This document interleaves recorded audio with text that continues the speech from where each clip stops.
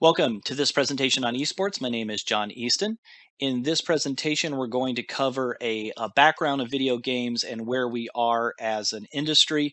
We're going to look at what esports are, but particularly how they manifest at the college level. And then finally, we're going to end with a little bit of how are esports represented here at SUNY Empire State College. But first, I wanted to start out with an actual clip of an esports event.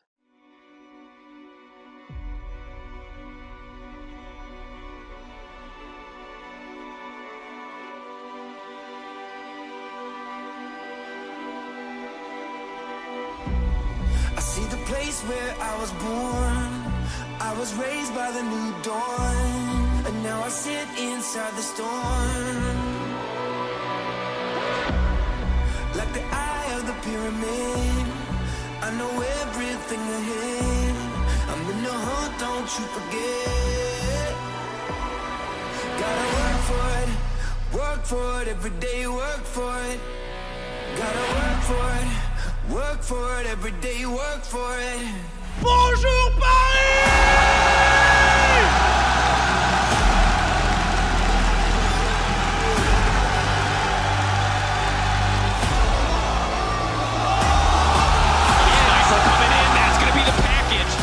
In trouble. David's ticking down. Cap's now gonna have to run for his life. Miasma comes in. The flash over the wall. Amazing patience. Oh, what a dodge!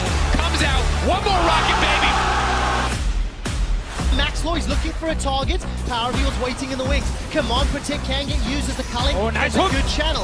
Ignor doesn't follow it over, but the engage from G2. They've jumped all the way in. The target is Unsama. Shockwave catches two. Keeps Unsama alive. Ignor's already down. Maxwell's on the back end, trying to be a distraction, but they can't burn through the tanks.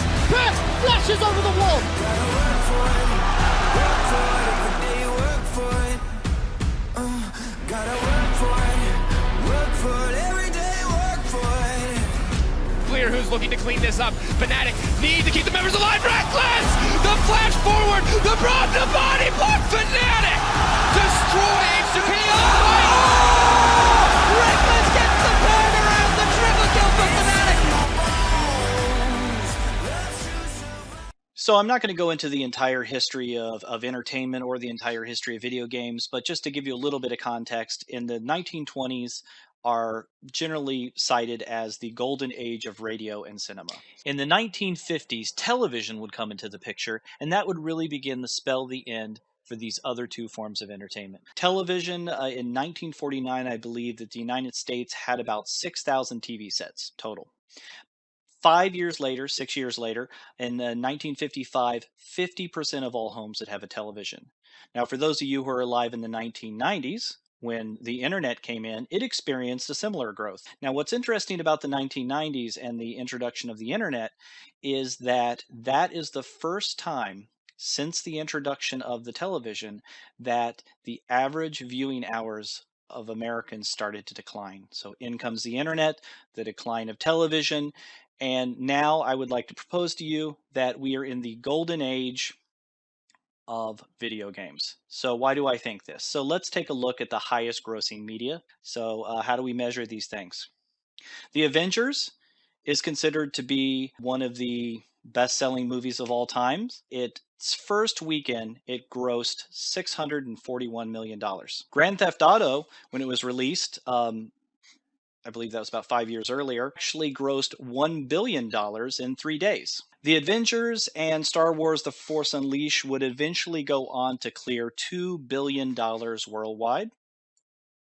Grand Theft Auto has made $6 billion as of the latest data I could find in 2019.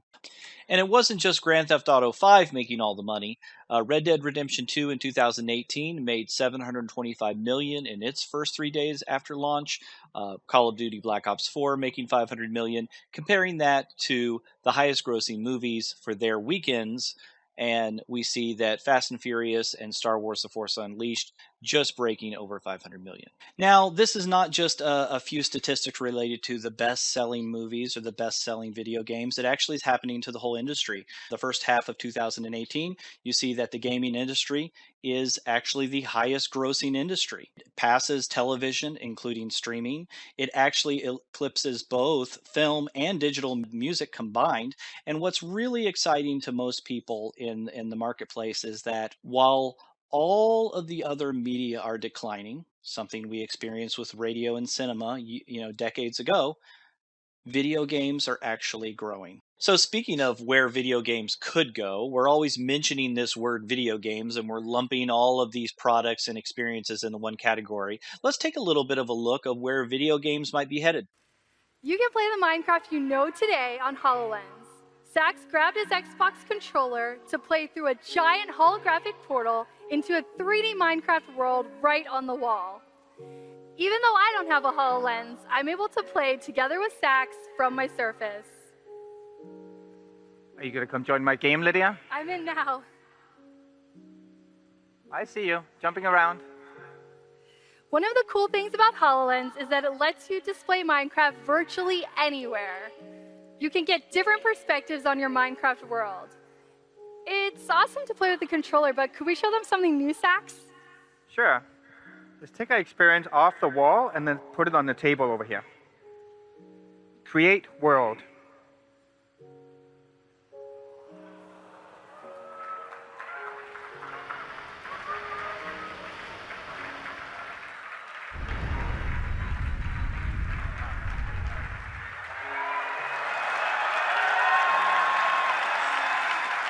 I see Lydia way up there. As I run around and play, Sax can easily navigate and manipulate the world using his voice and his hands. He can walk around the hologram, pan around for different viewpoints, and even look inside.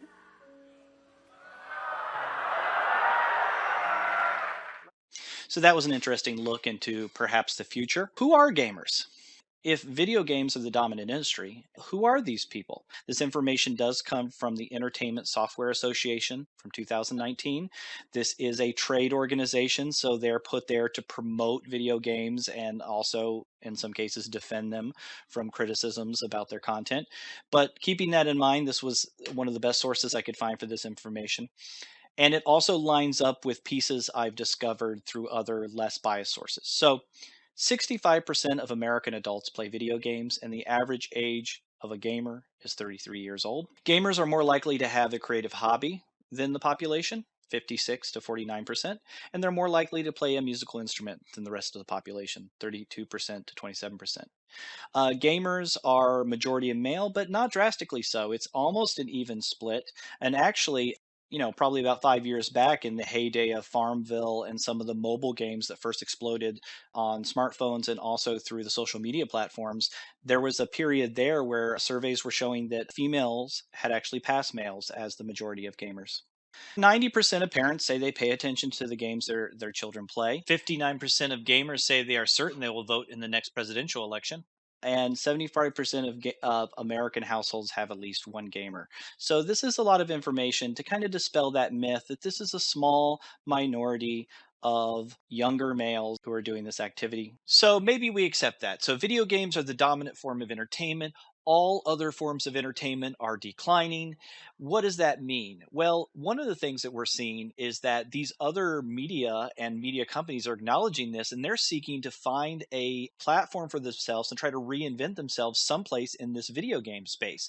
And a great example of this is in one of the most popular video games out now. 11 million people attended a live concert inside Fortnite.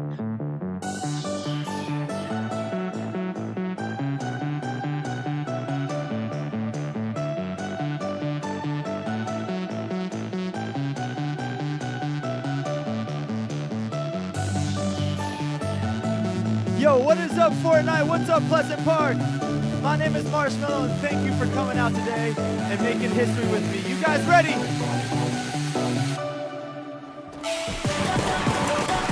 Let's go, let's go, let's go, let's go!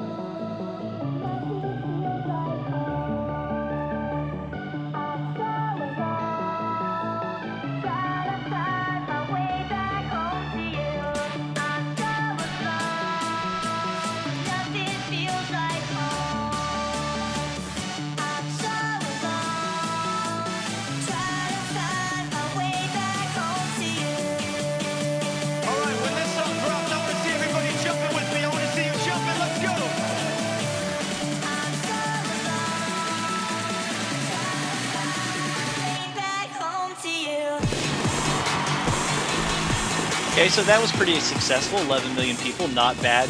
Epic Games, the creators of Fortnite, decided to do it one more time. 27.7 million players participated. In total, the event was actually attended 45.8 million times, which means many players attended twice. The sun is down, freezing cold. That's how we already know when it's here. My dog will probably do it for Louis Bell. That's just all he know, he don't know nothing else. I tried to show him. Yeah. Gone on you with the pick and roll. Younger flame, he in sicko mode.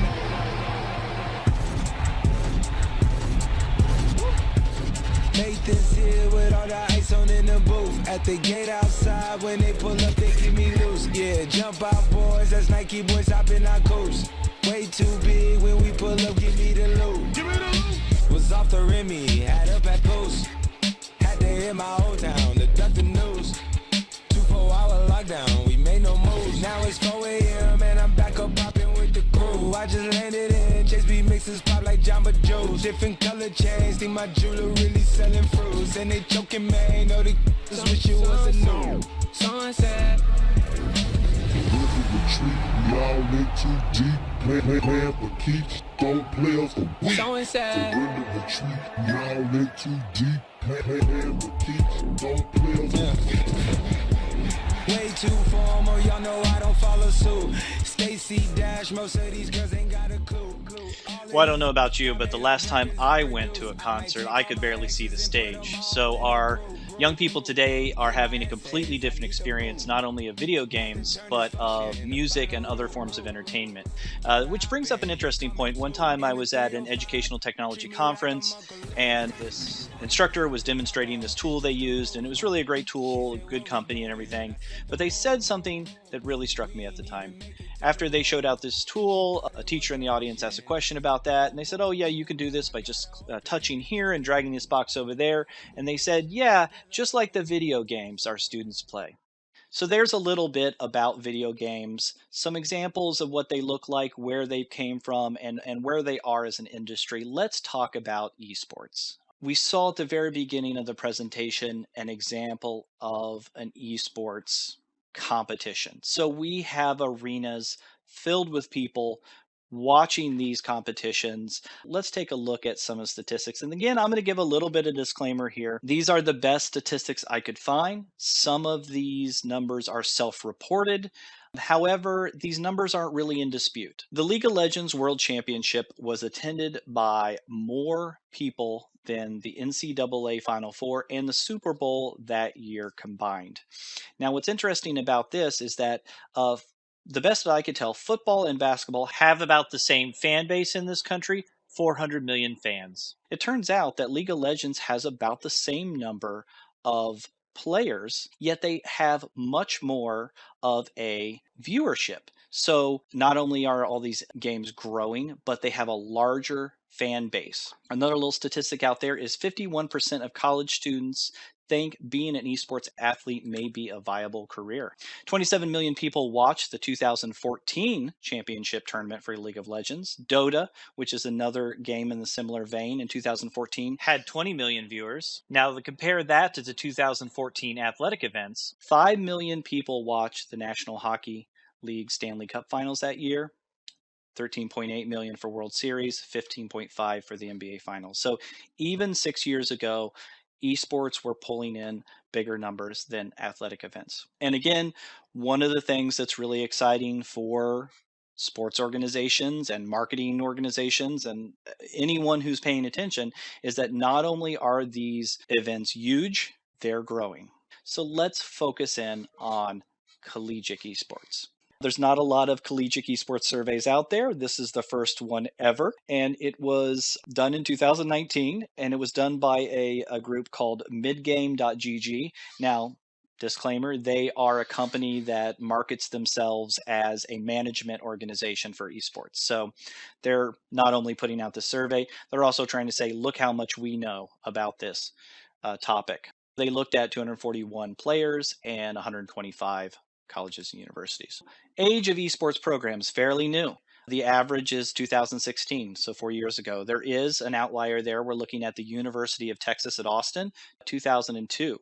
How many members does your esports program have? The majority of esports programs at colleges tend to have around 50 players. There are some, like the University of Texas at San Antonio and at Arlington, are looking at thousands of players, but most are looking around 50 to 100 players. So TESPA is a collegiate esports organization. It actually started out as a gaming club at the University of Texas at Austin in 2012, but then they partnered with Blizzard Entertainment and they became an official collegiate league offering Overwatch, Hearthstone, and StarCraft.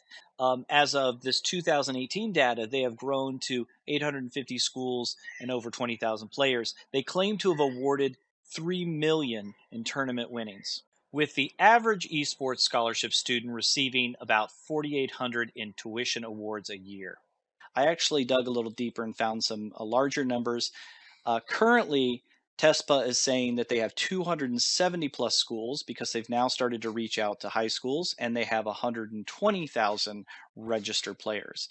Just in the last year in New York State, one of the big conferences is the Eastern Collegiate Athletic Conference, and they started 2018-19. They have about 50 schools, and there's also the National Association of Collegiate Esports, 170 plus schools, 5,000 plus esports athletes. I did a little bit more digging and started to look around at all the schools in New York State, and this is a fairly complete list. There are a few others out there that have clubs that don't really have a presence online, so they're harder to find, but all of these clubs have been around, they have a presence, and they run the gamut from varsity teams, in the case of SUNY Canton, to student clubs that compete in conferences. But then something a little strange happened. In the spring of 2019, we had the Chancellor's Esports Challenge. This event was managed and organized by SUNY Canton Esports and LeagueSpot, and the SUNY Chancellor put up the prize money. You see here that we had some SUNY schools, some private institutions there,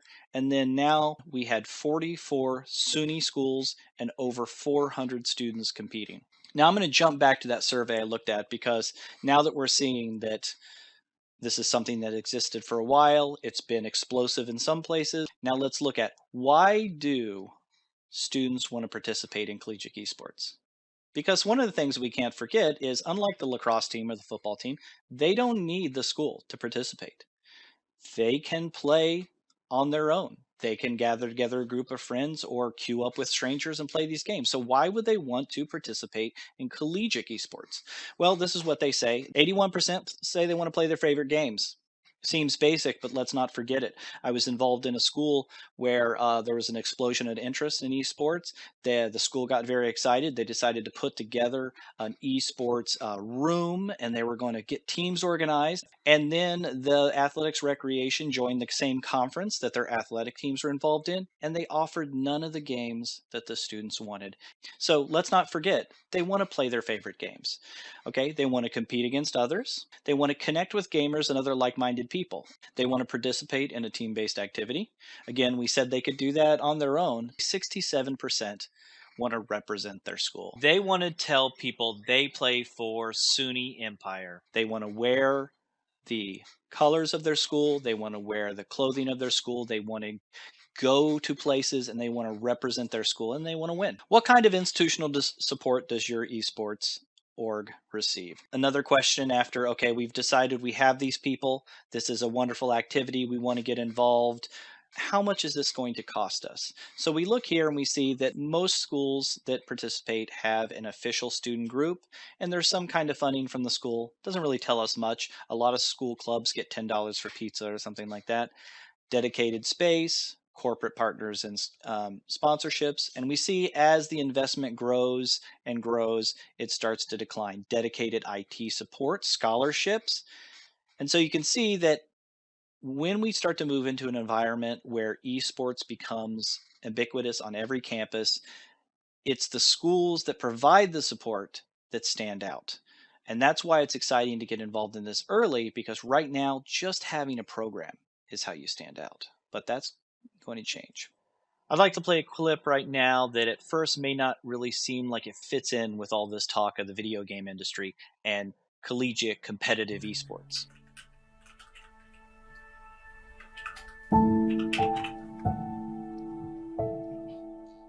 The first video I uploaded was because the handful of subscribers I had at the time kept at me to record my own gameplay.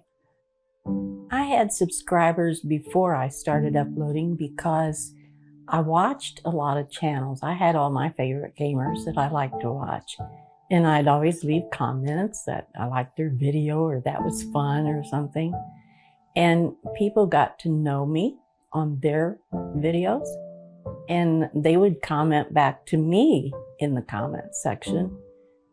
And eventually they realized that I had a channel, and they'd come and look at it and subscribe, even though I wasn't doing anything on it. I had never made a video or a vlog or anything, but they just were subscribing to it. So I had like 200 or 300 subscribers the first time I started to record.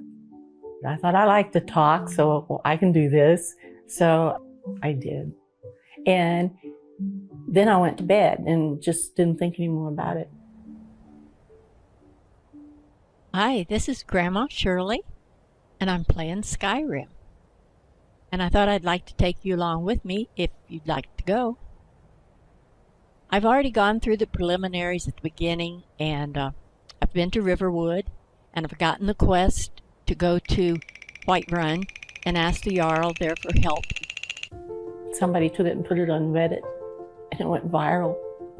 The next morning when I got up and turned on my computer and opened my email, there was thousands of emails on there. I had no idea it was from that video. I didn't know what it was on there. And it scared me, and it made me cry, and I didn't know what to do. So I started reading them and realized they was comments from that video. And I thought, oh my gosh, what am I gonna do with all this? Most of the comments were nice, but those first few weeks, I got a lot of nasty comments. They would say things like, "You don't belong on here." And then some would say, "Why aren't you sitting in a rocking chair knitting?" I said, "I don't like to knit." And then some of them was really downright vulgar. So I learned to answer them politely, like a grandmother would say something to a child that didn't have any brains.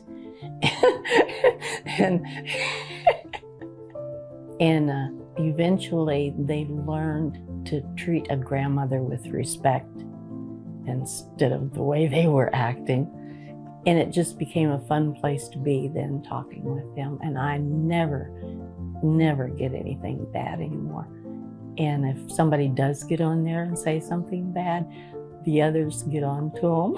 Say, "You can't talk to Grandma like that." Probably 2014 I started playing games because my son gave me a computer. When he upgraded his computer, he gave me his. And so he gave me that game, Civilization 2, when you had games on discs instead of online. I played that for years, day and night. He said, "Mom, you have to sleep neat sometimes." What I originally had wanted a PC for was just to store recipes in. I wanted to make files and separate them by meats and spices. And because I was writing a newspaper article at the time out in California for a little local newspaper, and I thought, well, this would be cool to have this all sorted out and in files and everything, but that didn't work out. I mean, the newspaper article worked out, but that didn't work out on my PC. I got that game and forget about that. Before I got Civ 2, I didn't even know anything about playing games. I didn't know that existed. And then, see, when I got introduced to Skyrim, I thought, oh my God, this is a totally different world. And then Civ became like a top-down board game to me, and I thought, but I still play Civ 5. Oh, I got introduced to Skyrim by my son. He sent me a link to somebody that was playing Skyrim because he thought that I would like it. So I watched them playing their game and I fell in love with it. The scenery, the way you could play, how big it is, all the things that you can do in it. I like most about it, I think, the scenery. And see, sometimes people get on to me about, well, graphics isn't the same, it's the story. No, I don't like the story because I like my own stories. So, some folks who don't really like video games might see that clip of Shirley Curry and think, maybe they're not all bad. Maybe video games can be good for some people. They seem to be good for her. But as someone who grew up playing video games and really enjoys them, I don't see this as a situation of the video games being good for Shirley. I see this as Shirley being good for the games. And this really kind of addresses the big question that I get asked the most frequently, and that is, why do we need esports? Why do we want to have this? And the answer is pretty simple. We don't.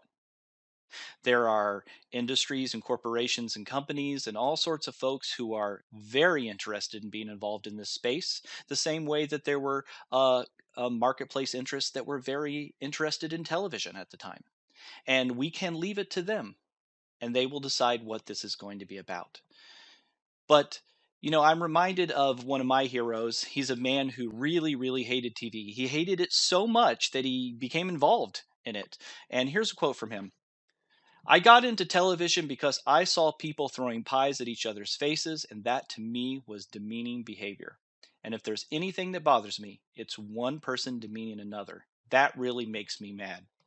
And that person is Fred Rogers, who many of you know was the creator of Mr. Rogers' Neighborhood. And he got involved in television because he didn't like what he saw, and he wanted to literally carve out, on back then on a television dial, literally carve out one spot on the dial where children could have a safe place and they could see adults respecting each other and behaving appropriately. So, do we need esports? No, we have many other things that we need to take care of, but really esports needs us. It needs us as individuals, it needs us as organizations, it needs us as groups of people who have values and want to maintain and create a space where all people can become involved, can have positive experiences, and Shirley reflects this. She mentions her own community when she first started out. What would have happened if it would have been toxicity that took over? But thankfully, in this case, there were people in her community that said, no, that's not the way we're going to behave there. You can't talk to grandma like that. And now we have this wonderful situation for Shirley and for all of her subscribers. So I want to leave you with this. Children can log into any game and play with strangers. What's their experience going to be like? If some SUNY Empire students play together, will they create an environment on their own where people are treated respectfully? Now, if SUNY Empire or some college was to have a varsity esports team, will that team represent the values of that institution and demonstrate and show to the world who they are and what they care about? And I think no matter what our differences are about the way our society's heading and where video games are and how important esports are, or if they're even a sport, I think what we all can probably come together around is realize that these things do not happen accidentally, and they require good people to become involved and make them happen. I wanted to wrap up today with a little bit about what's going on with esports at SUNY Empire. Again, thank you for checking out this presentation and spending this time and giving your time to learning more about this. We are participating in all SUNY-wide tournaments. Even though there were 44 SUNY schools and some community colleges that signed up for this, many of them were not able to get teams and ended up forfeiting matches. We were able to have a team for every game and 2 teams in most games, and we did not forfeit any matches. Students were showing up night after night, and we even had subs for those. So that was wonderful to see. Another thing that was kind of amazing is that we had a match where these 2 students had not known each other until like 2 days before when they met. They were chatting and having fun playing the game. And there was this really cool situation when they accidentally looted some materials from the SUNY Oneonta players, and they actually went over to the players and put the materials down for them, and that was like just wonderful sportsmanship in that. We're also planning to organize some student game sessions. That's going to be part of the fall. After the SUNY tournament was winding down, I reached out to every single contact person from across the state, and I had 35 people contact me and say they would love to play SUNY Empire's teams for whatever games we have. It doesn't have to be an official thing. They just would love to get that together. We created a Discord server. It is just voice chat, not really a video chat like Teams or anything like that. So it's just voice chat, and it's the standard form of communication for people who game together. We created that for them. Students are in there communicating with each other, and that's growing a little bit. And we also created a Microsoft team. We actually had a student who just joined us in the summer who organized a racing game tournament and invited other students to come play with him on the PS4, so that was nice to see. Again, thank you for taking the time to view this presentation, and please reach out to me if you have any comments, questions, or feedback. Thanks again.